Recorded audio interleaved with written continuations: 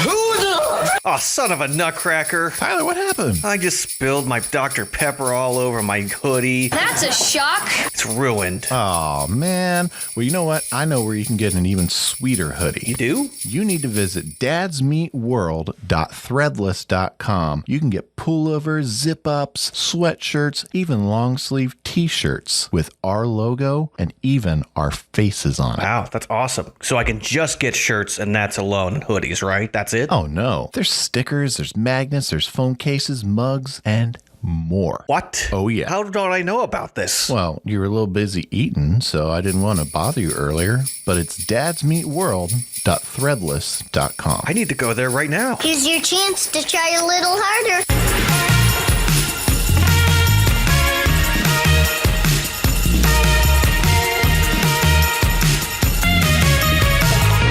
Welcome back to Dad's Meet World, the only podcast on the World Wide Web that looks back at Boy Meets World episode by episode, being hosted by two Midwestern white dads who look back and explore. I have no clue where I went with that train of thought, but I'm your first dad, Brett, and beside me, virtually, is my co-host, I'm Tyler. I'm the other dad. I'm the other dad meat. Yes, tonight it's dad meat, apparently. But we are a podcast that's dedicated to looking back at a show we both love and examining it as both of us are dads now. And if you've been listening to the show for the first 13 episodes thus far, you know that. If it's your first one, welcome aboard. Where have you been? We've missed you. Yeah, where have you been? We have a lot to talk about, mister, or Mrs., or person. Oh, well. Somebody's in a sneaky mood. Tyler, how you doing this week? I don't know how to answer that. I feel like, when you ask your wife a question and she responds and you go, I have to be very careful with what I say next. Vast emotional damage. That sounds about right. We just have a lot going on right now. It's a very busy time in the household. I guess I'll go with this. So my son got a little eye gunkiness, maybe pink eye-ish. It was kind of questionable. And normally our guy who we would call to find out what they thought was on vacation. So we had to wait for our primary doctor, which, took a little longer than we wanted to. So he was out of school for a couple of days, but it was fine. But they gave us a prescription for a couple eye drops and it worked out really well. And it was cleared up really fast. But my wife ended up taking a nap on the same pillow that my son was using at one point. So now she has a little gunkiness in her eye. Now, the reason I bring this up is, does anyone recall the episode of Friends when Rachel was super difficult to put eye drops in her eyeball and they couldn't understand why they're having such a difficult time with it, to the point that they literally had to all fall on top of her in a very specific order in order to give the eye drop to her? Very clearly, I've shown that specific clip to my oldest because she's like Rachel. So the mother of my children, the love of my life, the person I will do anything for, is worse to give these eye drops to than my son. I'm saying. I don't understand. I've done it twice for her now. Where my son, he'll roll and he'll move, and if I can bring up the right thing, hey, piece of candy and a treat, I can, or he can play the game he wants to play. I can always get him to do, I can always find that thing. He'll go, okay, I'll sit still. He doesn't like it, but he does it. My wife is like a fight every single time. And I'm like, I don't want to hurt you, but you're going to force me to hurt you. She's like, I'm sorry. And it's like, I don't understand. I've been putting contacts in my eye since I was 12 years old. Literally, you can almost poke me in the eyeball and I won't blink. But this woman just cannot do these eye drops. And I'm like, come on. So For lack of better words, to my wife, my beautiful, lovely wife, I'm Tell sorry. my mom I went out like a man. Yeah, so when you're ready to hurt me from this, I fully understand. But good Lord. How are you, Brett? Is anything else dramatic happening at your house? Nothing to that level. Some good stuff. We're nearing the end of marching band season over here, and my oldest is in marching band, and got to travel down to, if you're a Big Ten fan, this will get you excited, down to Ohio State's stadium. Ohio Stadium. Yeah. What happened to Penn State and Michigan during that game the past weekend? I don't know. I'm just anti-Ohio State. You got trounced after going up 17-14. Doesn't matter until playoff season now. Yeah. But anyway, went down to a marching band invitational, and so she got to march out on a big time college field. We got to watch the whole band march, got to watch a bunch of other really good competition and festival class bands marching. They made some new fans in the stands around us. They were really impressed around us, and even got to stay after all the high school bands were done and see the Ohio State marching band put on one of their halftime shows for us. So that was a lot of fun. And of course, if you're familiar with Ohio State, they've got the whole big rivalry with that state up north, Michigan. So the show was Shrek, and they had to rescue Fiona from Lord M-Quad. So the Michigan flag was his standard. So the Michigan flag got ripped and torn and shredded many times throughout the show. Honestly, there is a really great documentary about the rivalry between Michigan and Ohio State. It's very fascinating. I think it's on HBO Max. I watched it years ago. But just in fairness, it is incredible to watch a professional band, like most of these colleges really are, just do these formations, and the way they move and how smooth it is so impressive. Oh, yeah. So It it's really a big is. deal. Yeah. It really is very impressive, and it honestly is the first time I've been able to see them up close. You know, you've seen the YouTube clips, you've seen the shots at halftime every now and then on ESPN, but it's the first time I've been able to see them in person. That was really, really a very cool weekend for us. And fun fact, you know, I had a buddy of mine who went to school with me, and he was on the marching band, and he would get paid for his time doing marching band, and the football team that put more time in did not. And they couldn't even get scholarships. Yeah. Well, when you're in the NAIA initially, Well, enough talk about the A team of life. Let's look at the B team of life. How do you like that segue? Do we have to? Yes, we do, Tyler. We're going to look at the 14th episode of the first season, the B team of life. This is the episode where Cory is put on the second string in basketball and starts to think everyone around isn't paying attention to him. This episode was written by Jeff Minnell, directed by David Traynor, and originally aired January 28th, 1994. Now, keep that date in mind. It'll come back a little bit later. I'll point to that a little later. And it currently holds an IMDb rating of 7.3, a little bit of a dip from our last episode. Now, Tyler, this is one of your favorites from the first season, isn't it? No. Let the record show Tyler moved toward his microphone as if he was sitting before a congressional board. I'm sorry. No, Your Honor. I do not like this episode. Well, I will say, This has never been high on my list of episodes, but as I was nearing the end of it, there were some parts that really started to coalesce for me. And I think I got more out of it this time than I normally do. So let's dive in. We open the episode with Cory, Sean, and friend we've never seen before and will never see again, Harris. All in the hall. Thank you for your service, Harris. That's right. We're just going to get it out of the way. Our 3-star salute. All in the hall, observing the list of basketball team being posted, the 6th grade basketball team being posted, determining the pecking order for the newly minted jocks at John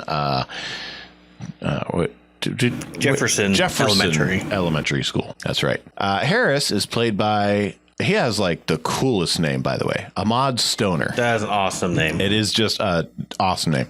23 acting credits to his name. He hasn't been seen in front of a camera since 2002. He's been a producer behind the camera since then a little bit. The only time we'll ever see him in Boy Meets World, he portrayed the character No Nap in Hook. He was one of the Lost Boys. He also showed up in The Fresh Prince of Bel-Air twice, Sister, Roseanne, Sabrina the Teenage Witch, and a handful of other shows. As you were reading that list, I was like, oh yeah, he is in Hook. And Hook's such a good movie. Does that mean we could do Hook potentially for our Patreon activities? Someday. Yes. Put it up on the board. Yes. I need to write that down. Now let me ask you this, Tyler. Based on Cory's documented athletic prowess at Little League, aside from the Christmas episode where he and Sean are drooling over a genuine imitation leather basketball, or no, genuine leather basketball with imitation nylon net. Mm-hmm. When have we seen any interest in basketball from the boys? Keeping in mind, we've seen all kinds of interest in the Phillies, but they live in Philly where there is an NBA team. There's the 76ers there. Yeah, there has been zero mention whatsoever of the Sixers. I've seen them where I think he's worn maybe a football jersey. I know he's worn a hockey jersey. Sean had an Eagles cap in the one episode. That's right. Yes. So I don't think I've seen anything Sixers related. It's mostly been Phillies. It's been Phillies nonstop. Now, I will say, I think the show gets more balanced as time goes on, and they do make it more clear of, we are in Philly, and they reference all of the sports teams and whatnot. But yeah, I feel like in the first, 13 episodes, it's been nonstop Phillies, except for the short time when we forgot to mention that Cory was wearing a Mighty Ducks jersey, which is clearly a Disney plug that I'm glad we forgot all about. Yeah, they get enough money on their own. Yeah. So, but yeah, no mention of the Phillies whatsoever. And at this time, one of the most famous basketball players had played and just recently retired in Dr. J. Like, Cory would have grown up knowing who Dr. J was, and would he and his friends, being in Philadelphia, would want to do the things that Dr. J did, and nothing. I don't know. Well, the boys seem to have a very high opinion of their skills. So let's... real quick, one last thing I want to say is, in the Christmas episode, they do establish that, A, they love basketball, but Sean is a much better basketball player than Cory. Very true. So let's hear what the boys think of their own skills. What do you think is worse? Second string or not making the team? Second string. What do you think is worse? Second string or falling out of an airplane and landing on the Empire State Building on your eye? If you make second string, you still have to sit in the bench in front of everyone. The uniform's always clean, and you always get a high number like 867. Not something any of us have to worry about, however. We're not second string bench warming B team guys. Cory is very confident. Oh, I would go so far as to say Cory is arrogant. He's blown past cocky. He's arrogant. Oh, so Cory is definitely ready to be taken down a few pegs. And so the list is posted. Coach walks away, and the boys decide, just to make sure that they spelled their names right or whatever. They're going to check. Sean goes up, checks. Surprise-a-rama! Hunter, Sean is A team. Harris goes up, checks. Of course, Harris. There we go. Yeah. He likes it. He's going to have to cut his his high top, his flat top, which I don't think he should. I like it. I like it too. And Cory, of course, is going to go up. He checks. They spelled A with a B. But no, Cory is on the B team, and it's not a typo. It's written by hand. Cory has made the B team of the 6th grade basketball team. Yep. He truly is the bottom. Which, by the way, so did Minkus. Yeah, so did Minkus. And Minkus was so proud of himself. He's going to go tell his dad. He's excited. That's awesome. Now, Brett, correct me if I'm wrong, but you didn't really have much experience in like rec sports and playing for teams and whatnot, like for your schools, right?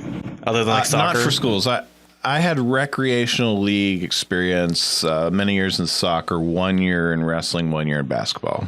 And beyond that, it was not until college years. Right.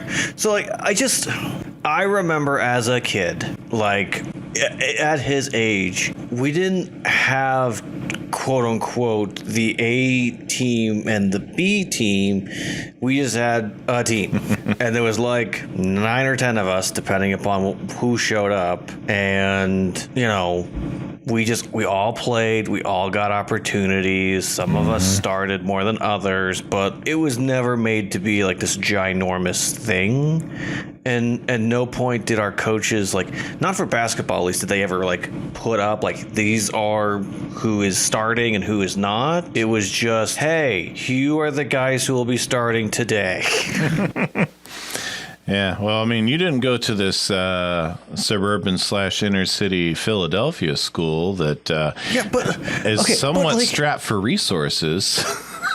But how many kids are actually on the A team? That's my question right now. Because the way they make it seem is if later on in the episode when Cory gets to play because 3 other players fouled out, like... Clearly, if 3 of them can foul out and you need to throw a body in, you can't have more than, what, 7 on the A team? Right. And that's the thing is like, so what's the point of just have one team and then... But then we would have no story. I know, but it's just... I think this Minkus would be on the A team. For lack of better wording, this is what frustrates me when it comes to these nerdy writers in Hollywood who have no idea what happens in sports. It's the thing that drives me crazy when I watch high school football on random TV shows. Like, I don't know why I'm thinking about this, but let's go there.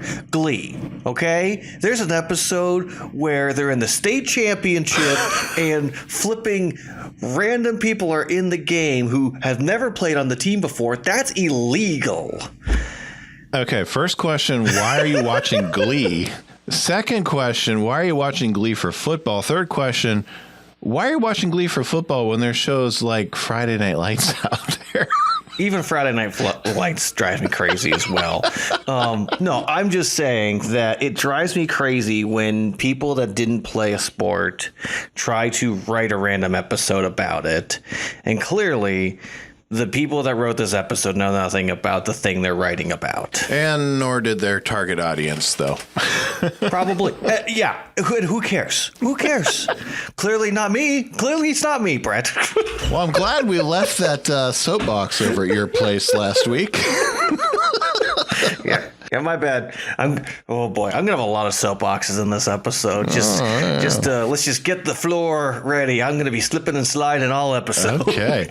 Well, Sean and Harris are very quick to let Cory know there's nothing wrong with the B team. It's not going to change anything. You're not going to lose your friends. They're just going to take his ball and run away and leave him all by himself as the theme song plays. It's nothing like when you changed your hair and then we didn't like you anymore. Not at all. So we come back.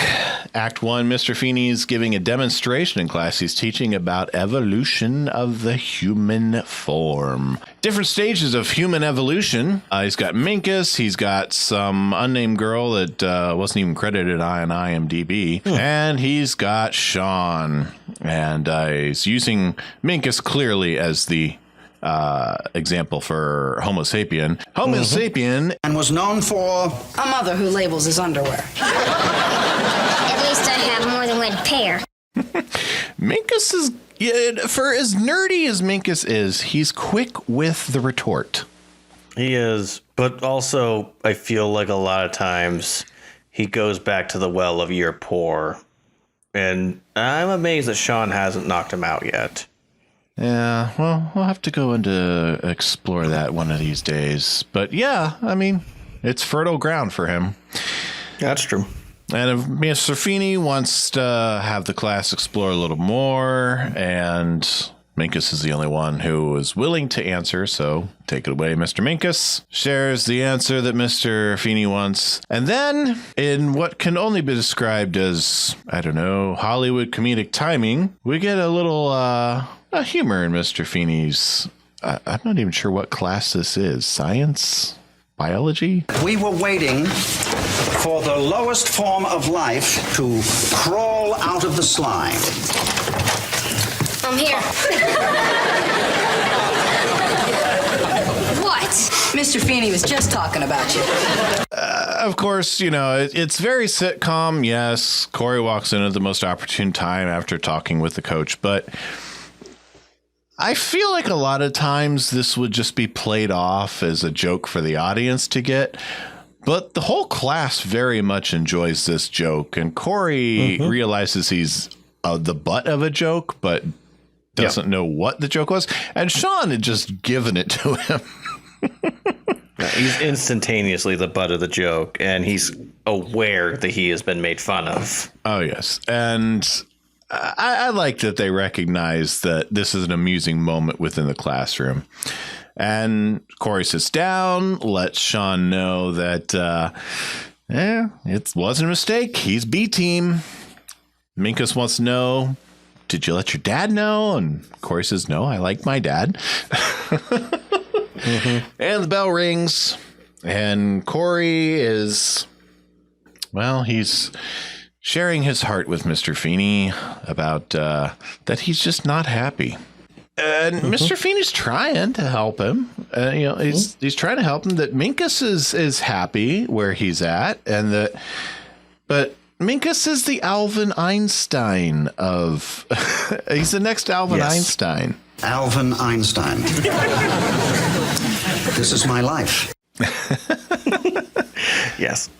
So real quick, since we're bringing up Alvin Einstein, I do have just a little deep dive on him. All right.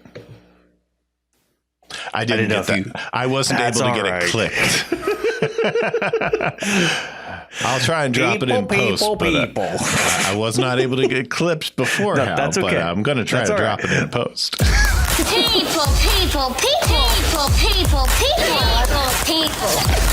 Am I the only one who read the summer reading list? I was like, that is a really good one. My son's really smart. He is. So, Albert Einstein, actual name Albert, not Alvin. Although, when I was researching, I did write Alfred at one point. I was like, oh my gosh, my brain. So, Albert Einstein, famous scientist, born in March 1879, passed away April 1955. Most famously discovered the theory of relativity and the theories of quantum mechanics, and won the Nobel Peace Prize in 1921. He apparently had a tendency when he was in university to study kind of much more advanced subjects on his own, so much so he really stopped going to class and really wasn't paying attention to much stuff with his actual academics. His professors kind of understood that, and that's why he kind of went along, and they knew he was intelligent. But when he was asking for recommendations and trying to apply to become an academic himself, he got turned down for every single job because he was unreliable. Yeah, I can see that. Historically, I know from being a 90s baby, quite often you hear people say, like, well, I'm no Albert Einstein. Like, you know, it's almost like this pinnacle of intelligence that you think of for Einstein. It really is the go-to. And even for a famous show like The Big Bang Theory, you know, characters like Sheldon Cooper really look up to him. At this point, this is where you should add, and Einstein was a member there. Albert Einstein was a member there. It's beautiful. Yeah, and Albert Einstein was a member there. It's close. And Albert Einstein was a member there. And Albert Einstein was a member there. I do have stuff about Charles Darwin, but we talk about him multiple times this episode, so I can wait till the end. So Cory is attempting to explain to Mr. Feeny that being second string really is pointless and he's just wasting his time, and he contemplates quitting out loud. And to his surprise, Mr. Feeny actually agrees with him. And I really like the tactic that Mr. Feeny takes here. I agree. What? Mr. Matthews, the lesson that you missed today was on natural selection. Nature has already made its selection for you. And as far as basketball is concerned, you are the dodo bird. Oh, yeah? Well, no offense, Mr. Feeny, but that Darwin didn't know diddly about sports. Oh, I believe he did. Survival of the fittest, Mr. Matthews. In sports, the weak are weeded out. Only the strong survive. Hold it. Are you saying I'm weak? Did you make the first string? No, but maybe that's just the coach's way of telling me to evolve. Maybe I'm supposed to crawl my way out of the slime of second string and slither up to first string. Look out, Mr. Feeny. I'm a species on the move. It's so simple. But, you know, in fairness to this conversation, Cory gives up on sports. Like, he doesn't, in the next season, he really doesn't take sports serious. He at no point makes an effort to join a sports team. It is almost like he decides that, you know, I like watching it, but do I need to play it? Not really. You know, not in an organized sense. He discovered girls. Yeah. And I find it in 30 seconds. Now, granted, Mr. Feeny has a much different relationship with Cory than Coach does. But in 30 seconds, Mr. Feeny has done a far more impressive job of motivating this player than the coach did. Well, we don't get a chance to actually see him interact with the coach. Oh, and no. We don't even get a scene of them being, you know, at practice. So we don't even know how good he actually is or is not. It's just all based on what is said. Yep. So honestly, there's a probably strong chance that the coach even said to him, hey, keep improving, keep trying, go home, try to shoot some more hoops, you know, like work on your fundamentals. And maybe there's a chance you'll get, you know, an opportunity. That's possible. Very, very possible. Very likely. If all he heard was, no, you are second string for right now, then he's just walking away going, I guess I'm just second string now. But here, Mr. Feeny challenges and inspires Cory by meeting him where he is and lets him take the reins. So we transition to Cory and Eric's bedroom. Eric is... I love this scene so much. Oh, yes. He's getting some bicep curls in on the bed. And Cory, Eric's going through a tough time, and he's going to be a whole different Eric in 90 days. But Cory wants his old Eric, the Eric that's the best basketball player in the world. Not the best anything. I'm scum. But why is Eric scum? Tyler, why is Eric scum? Well, you see, Brett, what happens when you're a teenage boy is this: you get focused on a thing called girls, and apparently when you go after seniors, they only like you if you have a car or if you spend all your money. And Eric's only a sophomore. Yep. Yes. Did you catch which girl dumped Eric? Yeah, Heather. To which, let's just open this soapbox now, Brett. I'd like to know when this episode was written, where this episode is supposed to take place in the timeline, because we haven't seen Heather in flippin' weeks on this television show. Like, I've actually got an answer for that. Go ahead. This episode was aired out of order. We're 14 episodes in, and the first clue is the fact that a scene that takes place later on actually has been in the opening credits the entire run of the series. Cory's jumping up on the couch in his basketball uniform. 14 episodes deep, that would not have been in the opening credits from the beginning. I went to the production codes, and according to the production codes, this was filmed between Father Knows Less and Cory's Alternative Friends. That makes sense. So even before Sean and I'm forgetting which friend in the death chair, probably Ellis, leave Cory when his hair becomes a hairment. But yeah, just for fun.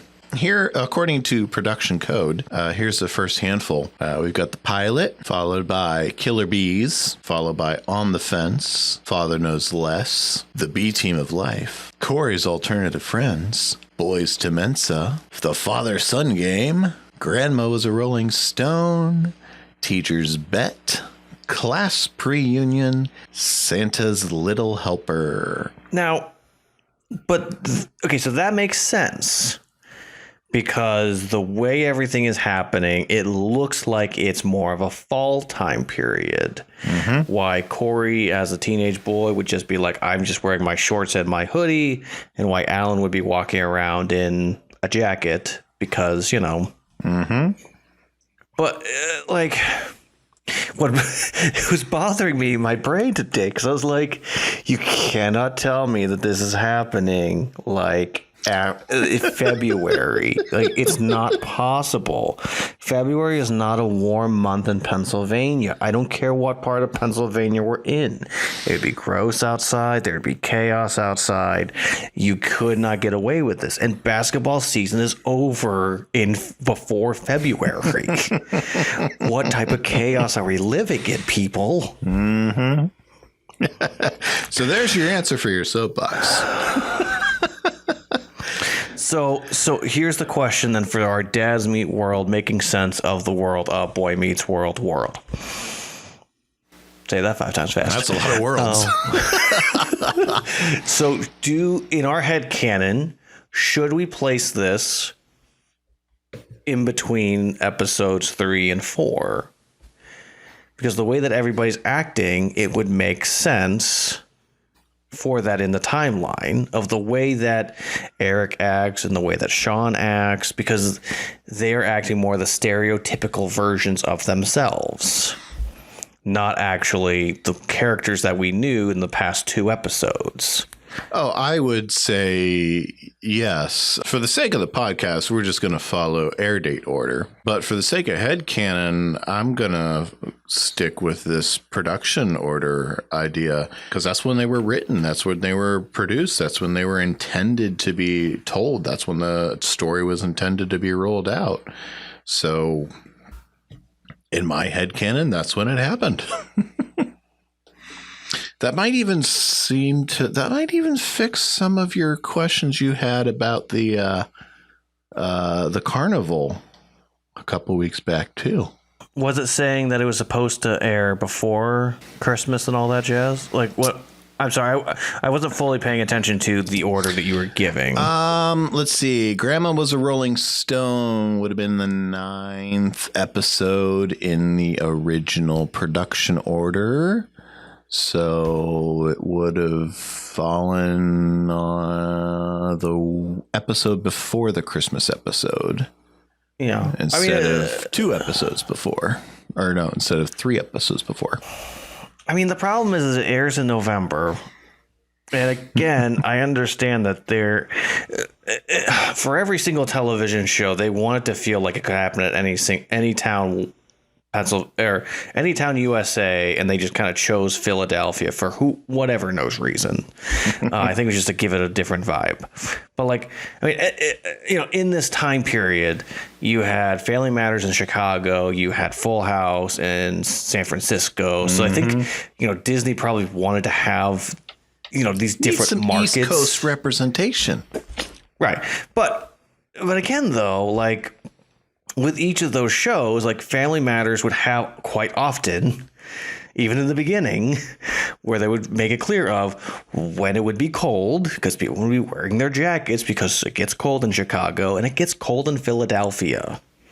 It just, I know they get better about this. I know they do. I know it, but it boggles my mind right now, Brett. It boggles my mind. Yeah, I get you. Well, let's not spend too much more mental energy on that. And that's a great call. We'll get back into Eric's workout, because every girl has dumped him because he's not a senior. He is a sophomore. You're scum! You're scum! You're scum! And for good measure, you're scum! Cory is starting to get the feeling like he's not getting enough attention, and Eric reaffirms that it's not always about you, Cory. So we transition to the living room. Clearly, we've had a transition to, I'm guessing, a new day. Amy's pinning a dress for Morgan, who's going to be the best dressed princess in a class play, I guess. Cory walks in the door in his wrestling singlet, or I said wrestling singlet for some reason. I think I was jumping ahead by a season or two. Yeah, that W is really confusing. Yeah, his basketball uniform and a hoodie. No interviews, please. No interviews, please. No one went to his game, so no one knows yet that he's on the B team. It's a secret. Yeah, which can we backtrack for just 2 seconds? Oh yeah. Alan and Amy Matthews, two of the most supportive parents that we've ever had on television, didn't go to a basketball game. I can buy that one of them missed it. Right. Because they both work. It's at the time of day he's walking in. It was clearly during an afternoon. Right. Like so after school. I can buy that one of them had an excuse. But up to this point, we've seen very involved parents. Right. And, even reflecting on my own parents, like we literally had the same dynamic of older brother obsessed with girls, me being obsessed with sports, but not being very good at them, and my sister being tagged along to places. Either my mom or my dad was at every single game. And if they weren't at a game, they told me ahead of time, I'm not going to be able to be there. Mm-hmm. And very rarely did that happen. Like I could probably count on my hand if I really tried when one or both, like when both of them were not there. Mm-hmm. Yeah. Even for intramural sport, I played intramural soccer for years. Even when it was myself and my brother having games at the same time, they found ways for at least one of them to be at the field to watch. I get it. It's TV. They need some sort of drama. Yeah. And we need to get to the Cory is neglected and no one pays attention to him. And is it time for me to get on my soapbox about the middle childness? Not yet. Let's hold off on that one for just a little bit. All right. We get a little snark back and forth between Cory and Morgan. Somebody's in a sneaky mood. Amy doesn't have time to hear about Cory's game because Morgan's kind of going a little crazy. Mm-hmm. Alan comes in. He sees Cory's not feeling well. I really, really liked that he recognized that right away. Asks if Amy shared why he hadn't made the game. He does. He has a very valid work-related reason. We don't hear what it is, but he started to explain. But even though he had that reason, he wants to hear everything, and he's invested. And he wants Cory to make the game come alive for him. Even though he wasn't there, he wants to hear about it. Mm-hmm. Then Eric comes in the door and interrupts Cory before he can tell Alan the news, asking for $36,000 for a Corvette. Yes. And we get all of this back and forth and all of this drama that's diverting Alan's attention. And And I have to go off on my own, not so much a tangent here, but I've had this happen a lot of times in my own house where I'll be having a conversation with one of my kids, and Abby hates to be interrupted when she's talking to me, and someone will come up, and I've got to be very conscious to keep that conversation focused. And I'm very deliberate to make sure that my attention stays focused, because that is who I'm giving my attention to. I want her to keep my attention.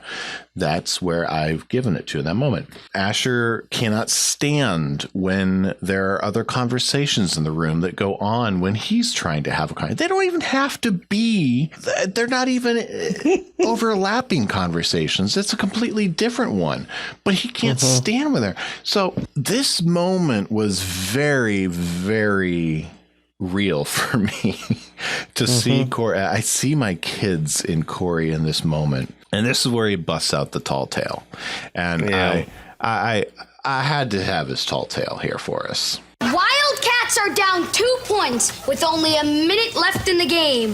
The ball inbounds. He flies down the court to take the pass. He shoots. He scores. It's a tie game.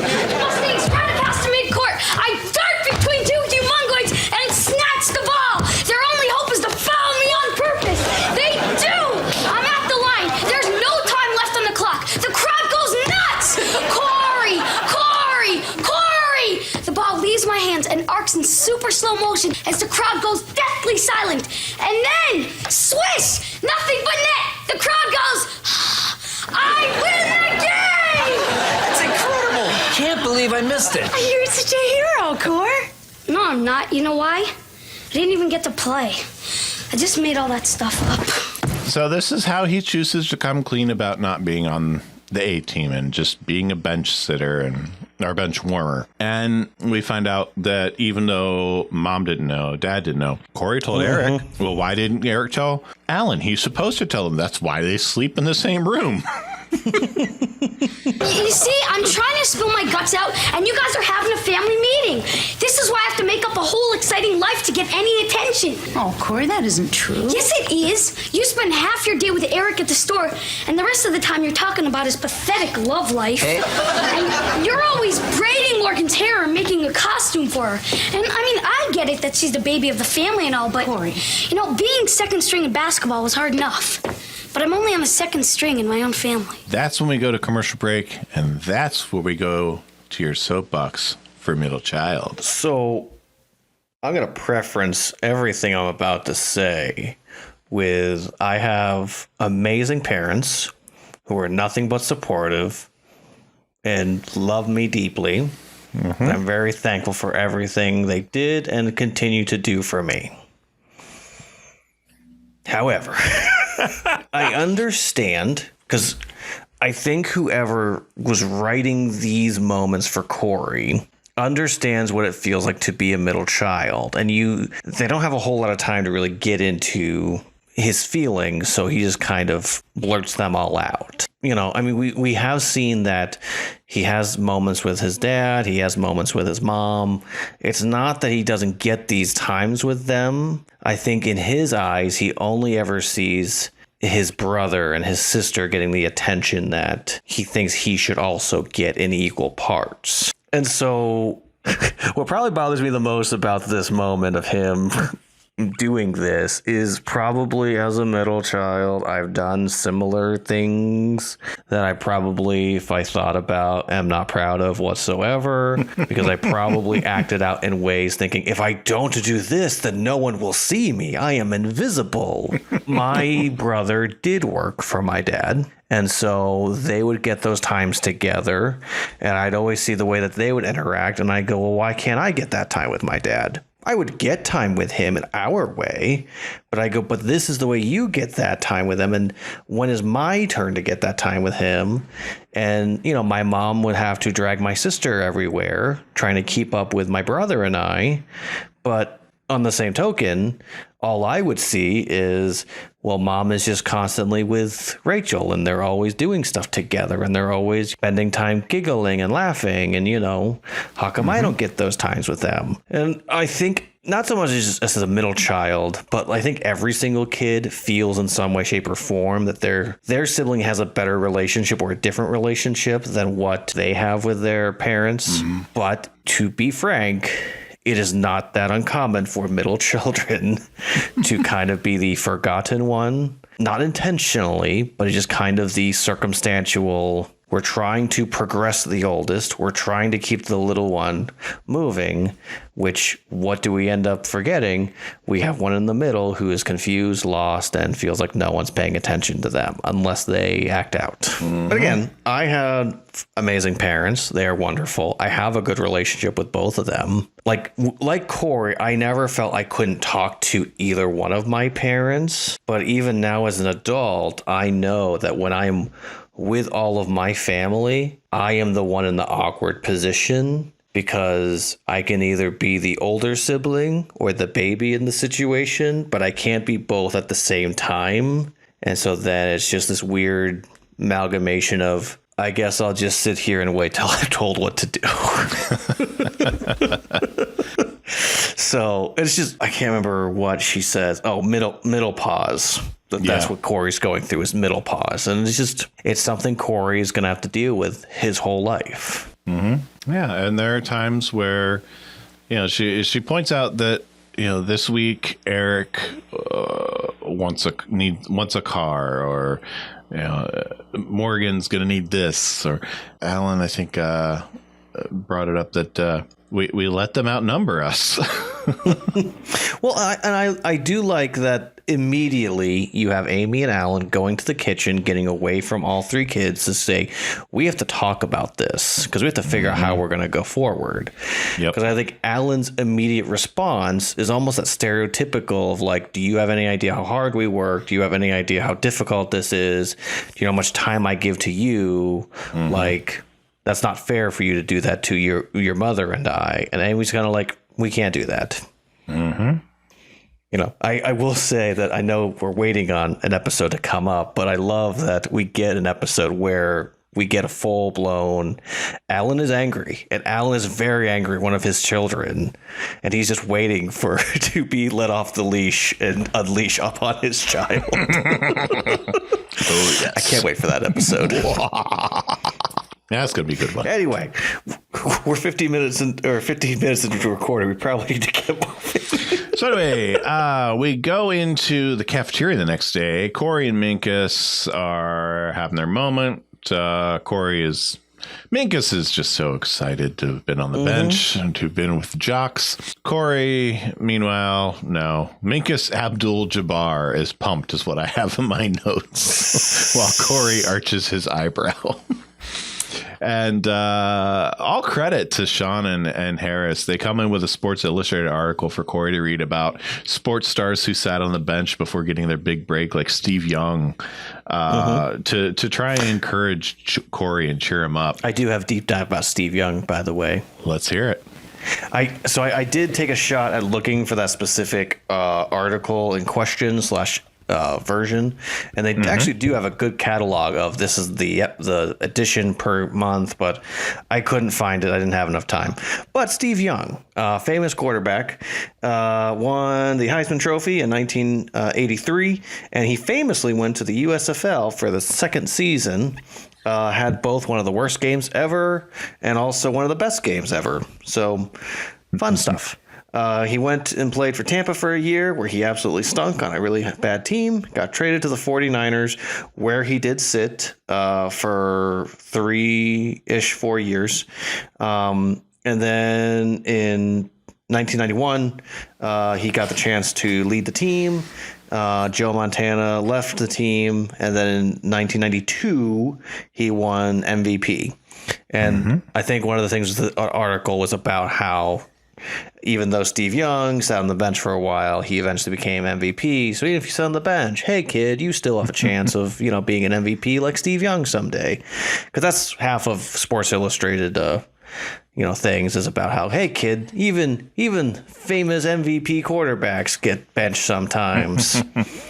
And then in 1994, 1995, he did win a Super Bowl. So there is that. That's later on. They don't know about that yet. Oh no, they don't. They have no clue about that yet. It also helped that he had one of the best wide receivers ever to play the game. So, That was that Terrell Owens fellow, wasn't it?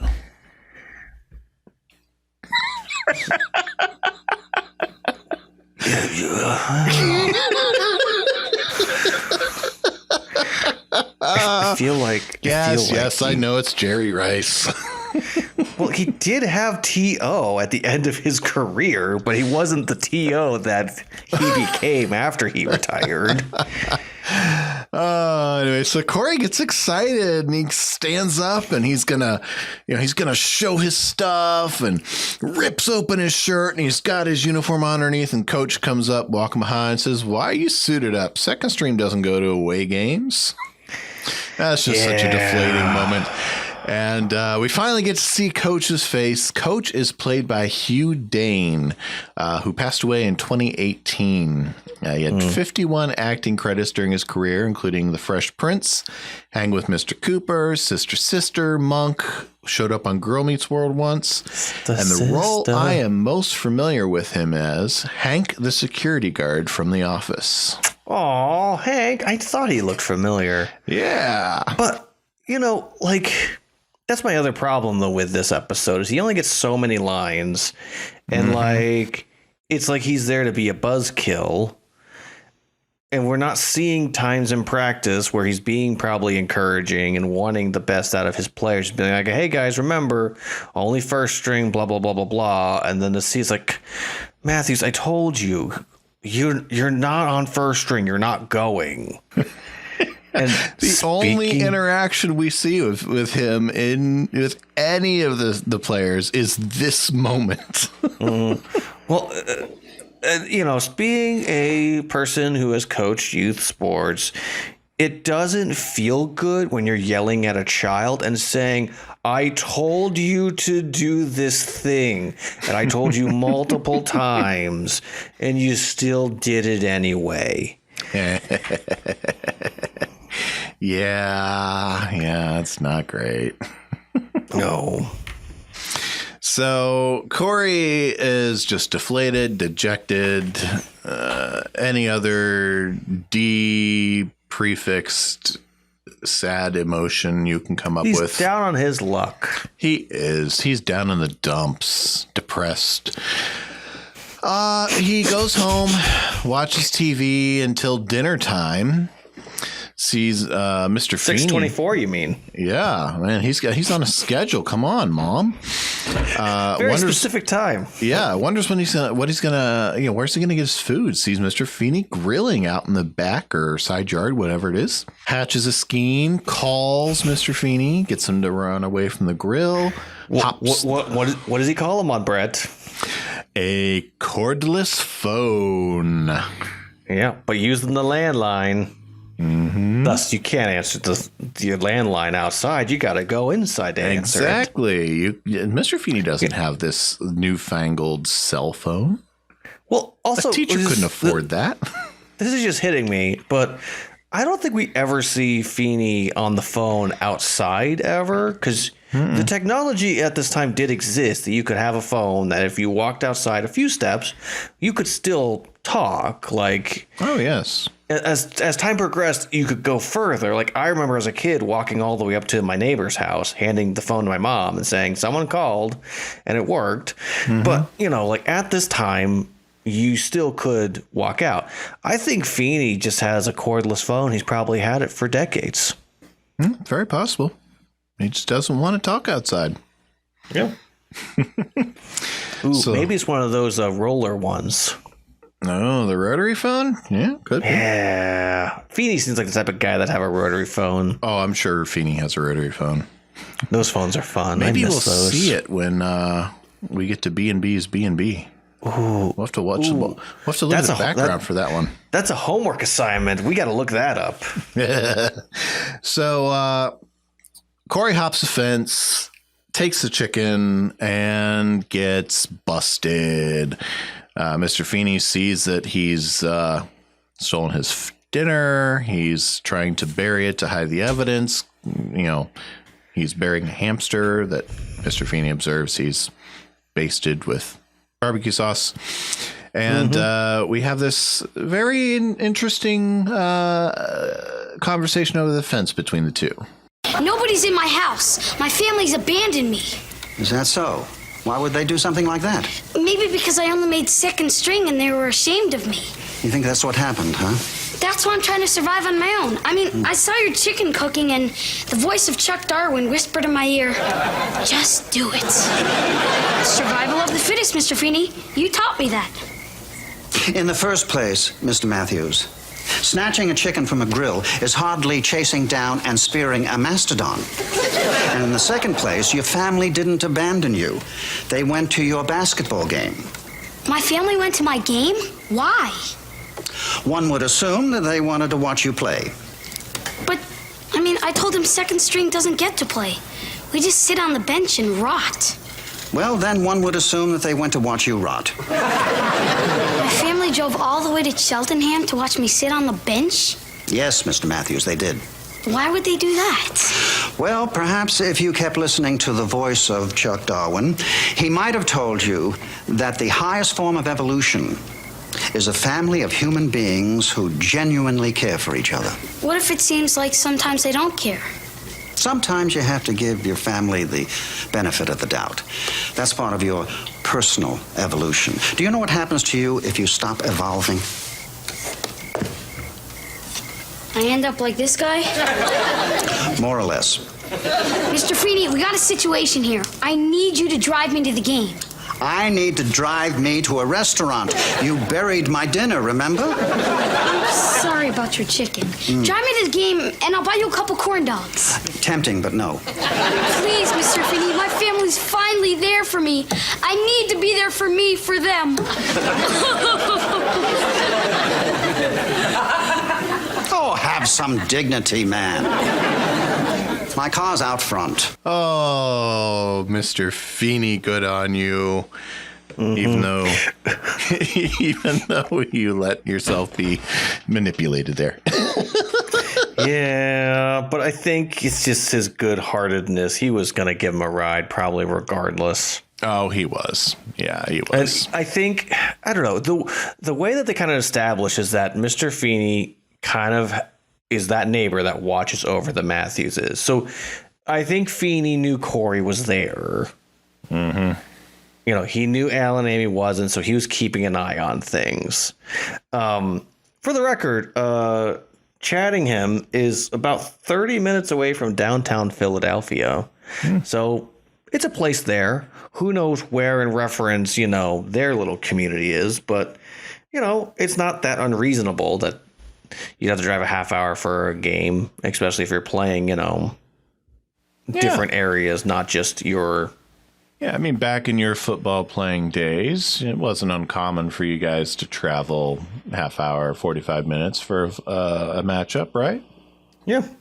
Well, I don't know. I don't want to get into... I'm done talking about sports at this point. The main point that I was trying to make, it's possible you could get there.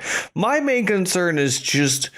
what time is this game? Yeah? Because youth sports do not last that long. So what happened and why are people there for the longest time? I don't understand. I have to move forward. So deep dive time. I'm going a little crazy, guess. I'm sorry. Charles Darwin was born February of 1809 and passed away in April 1882. He was an English naturalist, geologist, and biologist, and most famously, basically the father of the evolution theory. His theories was stoked by his trip to the Galapagos Islands, where he observed and came up with the theory of evolution, survival of the fittest. The problem is that people take this even further. It is just a theory, dear viewers, and it is up for discussion. I don't mind that Feeny uses this is a teaching point for Cory about, hey, you have to keep trying, or nature says you're going to get eaten alive. There's nothing wrong with that. The main problem is that what class is he teaching? Usually we have a pretty good handle on it, but I have no clue what class this was. My best guess is just a science class of some sort. Can I just say this is probably the weakest written episode thus far. Like, nothing makes sense, and all it does is frustrate Tyler. So the family comes home, and it's big hero time because we mentioned earlier 3 first stringers fouled out, and Cory got to go in, put up 3 baskets in the last minute, even though the team was up already by 31 points. And everyone wants to give Cory some love, even Morgan. Must you kiss me? Morgan wants Cory to be the one to tell her bedtime story. And Alan is actually more focused on the good job he did while at home during the afternoon when no one was home, not just the basketball game. I really like how they choose to close this out before Cory almost tells Alan and Amy that they're good parents before he ruins the moment. There's nobody in this family that's going to be disappointed by you being second string, third string, or no string, as long as you try the best you can. We're only disappointed when you don't tell us if something's bothering you. Well, I tried, but nobody was listening. You want to know who's in my room telling me a story? Nobody. Come on, honey, you have to wait a minute. We're talking with Cory. Well, look, Cory, you're going to have to make me listen. How? Just grab my face and say, "Hey, Dad, listen to me." As long as you got my face, you got my attention. I've actually done that with my kids a few times. Not specifically, you've got my face, you got my attention, but I've grabbed my kids by the face a few times just to make sure that we're seeing eye to eye. Literally. But I really like that. It's simple. We love you, and no one's not gonna ever not be here for you. And sometimes you're one of 5 in the house. Sometimes there's just a lot of noise, and you've got to make sure we hear you. And it's simple. I like it. We kind of established that we'll just grab each other's faces, the 3 of us, and just at any point we'll just get deep in each other. I'd be like, "I love you. I need you to hear me. I am here for you, and I support you." Do you understand the words that are coming out of my mouth? No. Ow. And as I mentioned, Cory says, I've been to a lot of other friends' houses, been around a lot of parents, and I know how to tell the good from the bad ones. And he almost lets them know they're the good ones, but then he ruins it. I mean, what do you want from me? And we wrap everything up at school with Cory telling Sean, Minkus, and Harris about Mr. Feeny driving like a maniac to get him to the game. They don't believe him, but apparently Coach raced Mr. Feeny to school this morning, and Mr. Feeny beat him, and he wears driving gloves and shades when he drives to school. Yeah, that doesn't... I get the bit, and even if he was a hardcore racer, you'd think he would leave that in his glove box, but hey, it's Feeny. Yeah, but hey, you snooze, you lose. You snooze, you lose. Yeah, because Coach wants to make an excuse about a stoplight, and that is the B team of life. Tyler's favorite episode. Surprise-a-rama! You scum! So, Tyler, what did you learn from this episode? Oh, gosh. I mean... part of the problem is we spend a lot of time with Cory, and he spends a lot of time on his own outside of the specific times that Feeny's teaching him. And so I think for me, as a dad, I look to the moment at the end when, they're trying to make it clear of, hey, we are talking with Cory. Our focus is on him. You're going to have to wait. it's just one of those things that as a parent you have to do when you have multiple children is you have to make sure your kid understands that no, it's not your turn, it's their turn, and then it'll be your turn. Mm-hmm. I mean, we deal with this in the car where my son feels he has to talk to my wife the whole time, and it's like, no, I am talking to mommy. We are talking about something important. You have to wait. Yeah, I said that before too. What do you learn, Britt? Well, I'm going to go back to Alan. You got my face. You got my attention. We've got 3 kids of our own. So there's 5 of us in the house, 2 teenagers, a lot of people vying for attention. And 3 dogs, 1 cat. Yeah, but they don't talk in English, so I'm not so worried about them. But in a family that has that many voices, it often takes effort to make sure they all get heard. So if you need to grab a face, grab a face. Mm-hmm. If you were to give this episode a grade, well, not if, you're going to give this episode a grade. They spelled A with a B. What grade do you give the B Team of Life? So what I'm going to say is this. If this episode had aired in the way it was shot and it actually came when it was probably intended to, I think I would be much nicer to this episode. But this episode, it's going backwards because we're going back to who these characters were in the first couple episodes. Last episode, Eric made a big deal about, hey, 6th graders, you're a little kid, don't have interest in me, when he's walking away going, those 6th graders are all over me. They thought I was so cool. It's kind of gross. And then just Sean kind of ditches Cory kind of, and for some reason we're having the 3 friendship again out of nowhere. So oh boy, the grades I am giving to this episode, and it pains me, is a D+. Speaking of fertilizer, I don't have a choice. I mean, I do have a choice, but I can't. I have to be honest. This is the worst episode we've done so far, from my vantage point. I don't take as much into account. I just looked at the episode in and of itself, but looking at everything, I'm gonna give it a C-.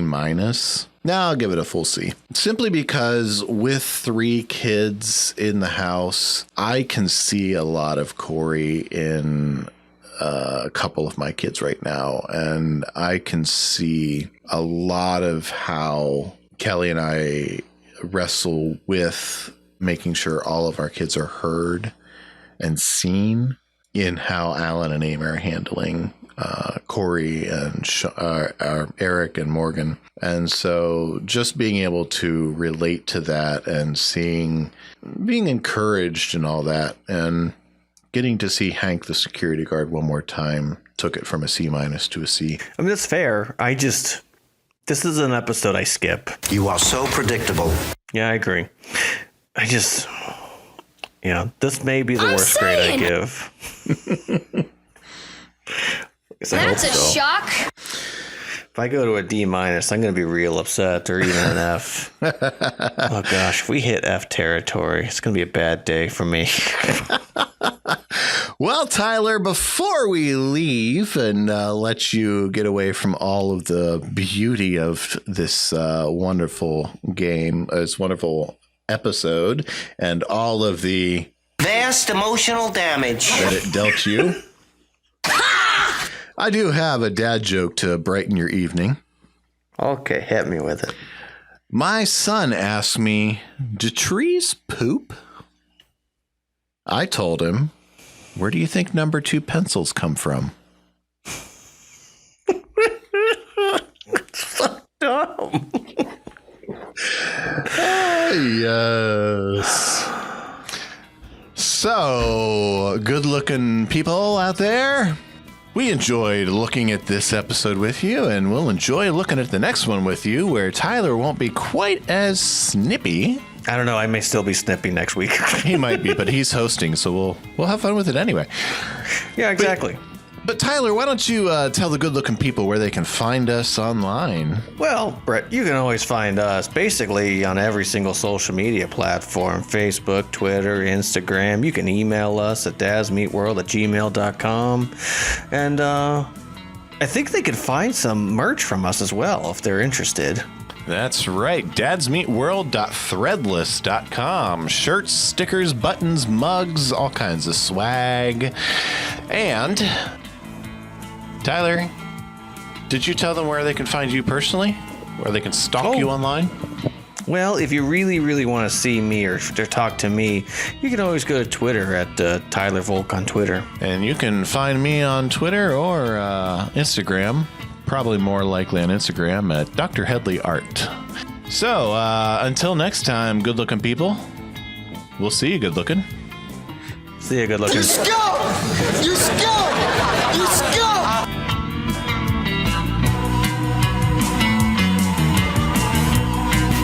Find Dads Meet World on Facebook, Twitter, and probably a few other places just by searching for Dads Meet World. Dads Meet World is a production of Headfirst Studios. Headfirst Studios. Tell your story.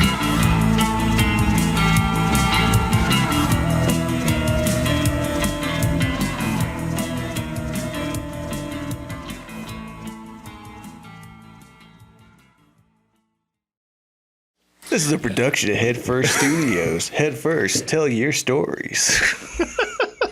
You know what I sounded like in this episode? The crotchety old man who says, "Get off my lawn." Yes, that's exactly you felt I sounded. Like, hey, that's not basketball the way I had basketball as a kid. Go away.